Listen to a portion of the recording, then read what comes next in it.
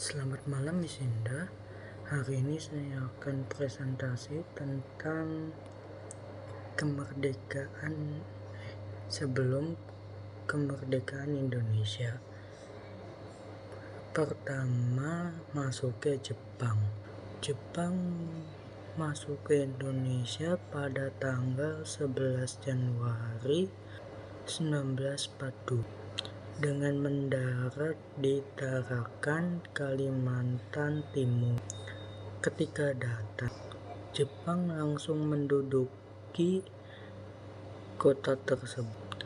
Kemudian cepat Jepang memperluas kekuasaannya ke kota-kota tersebut seperti Balikpapan pada tanggal 24 Januari 1942, lalu di Pontianak pada 29 Januari 1942, kemudian Samarinda pada tanggal 3 Februari 1942 dan Banjarmasin pada tanggal 10 Februari 1942.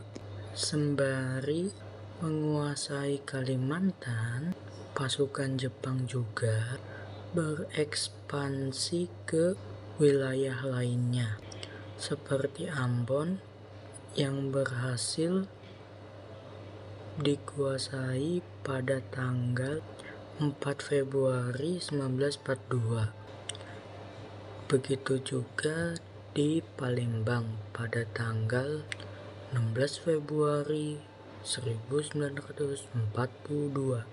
Setelah berhasil menguasai luar Jawa, Jepang akhirnya tiba di Pulau Jawa.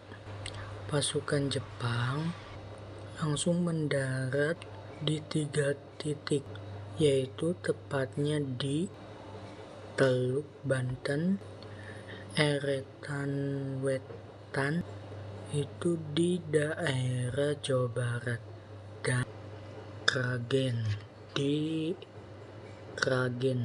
di Jawa Tengah pada tanggal 28 Februari 1942. Serbuan tentara Jepang yang begitu cepat dan dengan kekuasaan atau kekuatan yang besar membuat Belanda yang kala itu masih menduduki Indonesia tidak dapat bertahan. Jepang ke Indonesia bertujuan untuk mendapatkan SDA dan cadangan logistik dan bahan industri seperti minyak bumi, aluminium, dan timah. SDA di Indonesia sangat berlimpah, dan di Jepang kekurangan SDA, maka Jepang masuk ke Indonesia bertujuan untuk mendapatkan SDA. Yang kedua, pembentukan BPU PKI. Jepang melakukan upaya untuk mengambil hati bangsa Indonesia setelah posisinya terjepit oleh sekutu pada Perang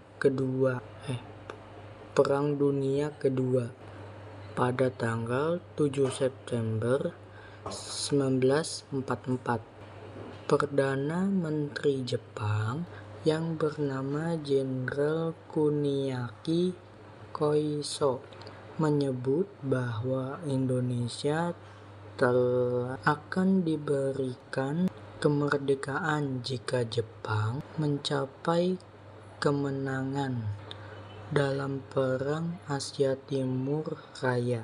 Janji mewujudkan kemerdekaan ini diwujudkan dengan membentuk Badan Usaha Persiapan Kemerdekaan Indonesia atau disingkat BPUPKI, atau dalam bahasa Inggris atau nama lain Dekuritsu Junbi Kosakai. BPUPKI pada umumnya diumumkan pada tanggal 1 Maret 1945 oleh Jenderal Kumakichi Harada dan diresmikan pada 29 April 1945. Sidang pertama BPUPKI dilakukan pada tanggal 29 sampai 1 Juni 1945 untuk merumuskan asas dan dasar negara. Hal ini diikuti dengan pembentukan Panitia 9 pada tanggal 22 Juni 1945.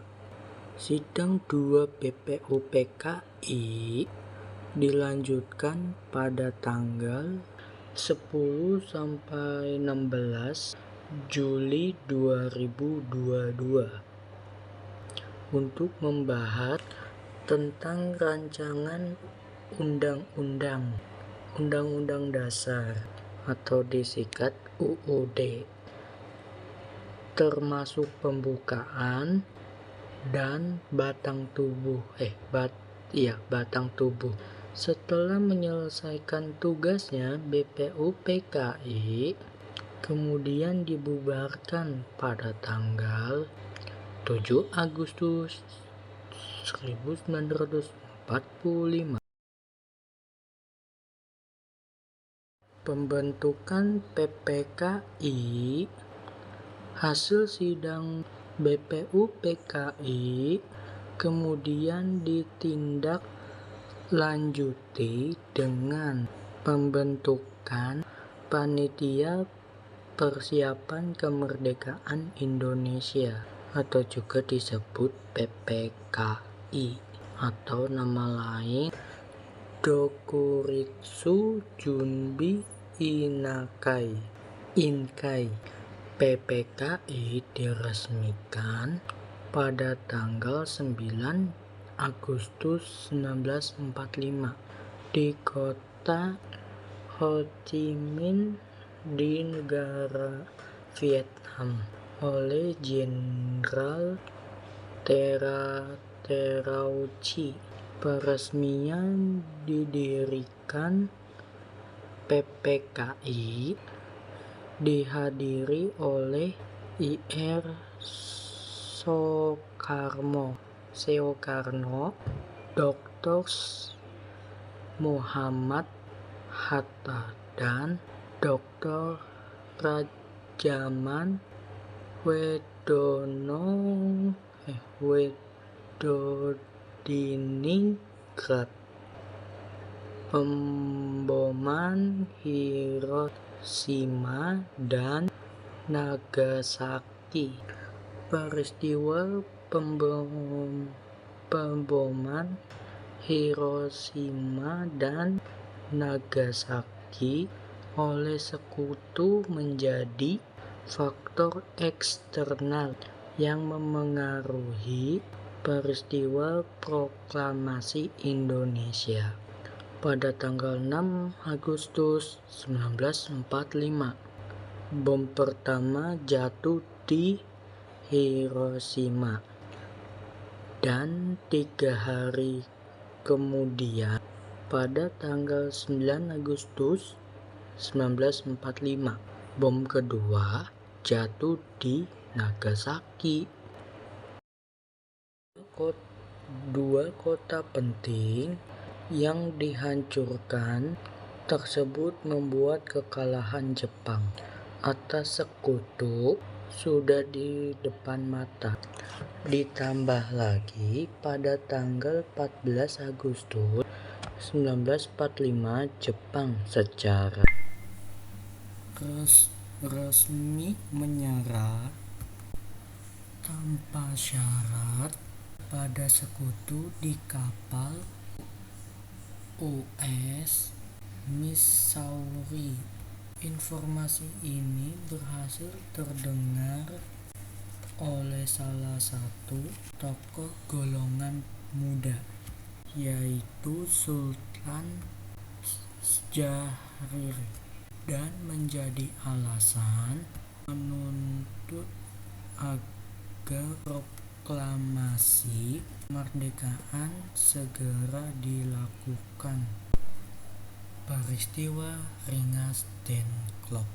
Menyerahnya Jepang kepada sekutu menimbulkan tekanan golongan muda agar golongan tua segera mempercepat proklamasi kemerdekaan Indonesia.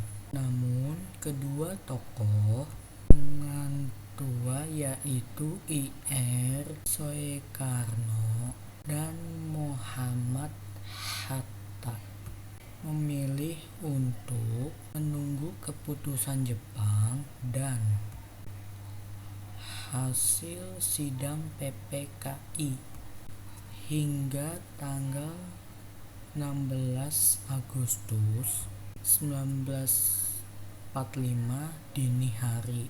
Golongan muda yaitu Soekarni, Wikana, Aidit, dan Chairul Saleh dari perkumpulan Menteng 31 menculik dan membawa Soekarno-Hatta ke Rengas Dengklok.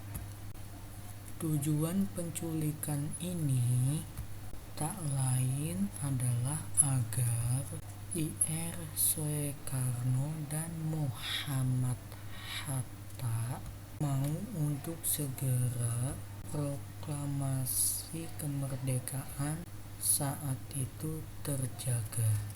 Perundingan yang alok berujung pada kesepakatan golongan muda dan golongan tua untuk melaksanakan proklamasi pada tanggal 17 Agustus 1945. Penyusunan naskah proklamasi. Menyusun naskah proklamasi kemerdekaan Indonesia kemudian disusun pada tanggal 16 Agustus 1945 sebelum Hari Kemerdekaan Indonesia.